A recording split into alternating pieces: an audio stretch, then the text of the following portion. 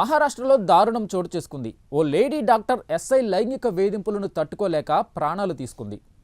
SI తనపై గత 5 నెలల్లో 4 సార్లు అత్యాచారానికి పాల్పడ్డాడని, అతనితో పాటు మరో 2 పోలీసు అధికారులు తనను లైంగికంగా వేధించారని ఆమె తన అరచేతిలో రాసిన సూసైడ్ నోట్ ఇప్పుడు తీవ్ర సంచలనం రేపుతుంది.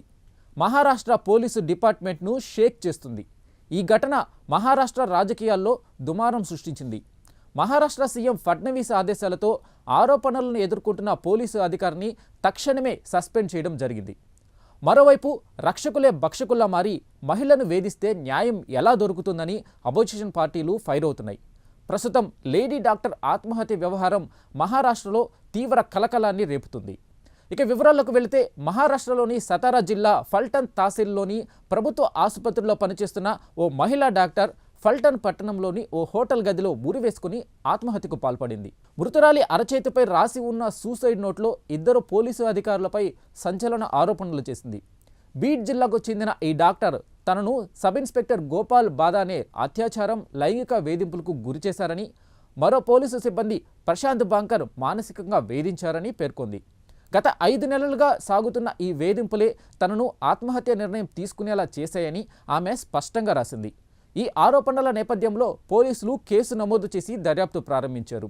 ఈ దారుణ ఘటన రాష్ట్రంలో పోలీసుల అకృత్యాలపై తీవ్ర చర్చకు దారితీసింది.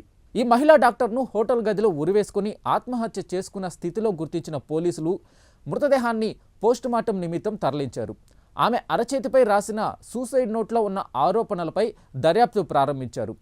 మహిళా డాక్టర్ను వేధించడంతో పాటు అత్యాచారానికి పాల్పడినట్లు ఆరోపణలు ఎదుర్కొంటున్న పోలీసు అధికారులపై అన్ని కోణాల్లో లోతైన విచారణ జరుపుతున్నామని సతారా పోలీసులు తెలిపారు. ఇక ఆత్మహత్యకు ముందు కూడా ఈ లేడీ డాక్టర్ డిప్యూటీ ఎస్పీకి లేఖ రాసినట్లు సమాచారం. జూన్ 19వ తేదీన ఫల్టన్లో ఉన్న డిప్యూటీ ఎస్పీకి పంపిన ఆ లేఖలో ఫల్టన్ గ్రామీణ పోలీసు శాఖకు చెందిన 3 అధికారులు తనను వేధించినట్లు పేర్కొంది. బద్నేతో పాటు పాటిల్, లగ్బుత్రే అనే అధికారుల పేర్లను కూడా ఆమె వెల్లడించింది. తన ఫిర్యాదుపై కఠిన చర్యలు తీసుకోవాలని ఆ లేఖలో ఆమె విజ్ఞప్తి చేసింది. అయితే లేఖపై డిప్యూటీ ఎస్పీ నుంచి ఎలాంటి స్పందన రాలేదు. ఇక ఈ ఘటనపై మహిళా సంఘాలతో పాటు ప్రతిపక్షాలు మండిపడుతున్నాయి. ఈ ఘటనపై మహారాష్ట్ర మహిళా కమిషన్ చైర్పర్సన్ రూపాలి చకంకర్ స్పందిస్తూ తాము ఈ విషయాన్ని సుమోటోగా తీసుకున్నామని, నిందితులపై కఠిన చర్యలు తీసుకోవాలని సతారా పోలీసులను ఆదేశించామని ఆమె తెలిపారు. నిందితులను పట్టుకునేందుకు బృందాలను రంగంలోకి దించామని, ఈ దురదృష్టకర సంఘటనలో భాగమైన వారిని ఎవరినీ వదిలిపెట్టబోమని ఆమె హెచ్చరించారు. రాష్ట్ర కాంగ్రెస్ నాయకులు విజయ్ నామదేవరావు వడెట్టివార్ ఈ అంశంపై అధికార మహాయుతి ప్రభుత్వంపై తీవ్ర స్థాయిలో విరుచుకుపడ్డారు. రక్షకులే భక్షకులుగా మారితే ఎలా? రక్షణ ఇవ్వాల్సిన పోలీసులు మహిళా డాక్టర్ను వేధించి ఈ చర్యకు పాల్పడేలా చేస్తే న్యాయం ఎలా జరుగుతుందని ఆయన ప్రశ్నించారు. ఈ యువతి గతంలో ఫిర్యాదు చేసినా ఎందుకు చర్య తీసుకోలేదని ఆయన నిలదీశారు. మహాయుతి ప్రభుత్వం పదే పోలీసులను రక్షిస్తుందని, దీనివల్లే పోలీసుల ఆకృత్యాలు పెరుగుతున్నాయని ఆరోపించారు.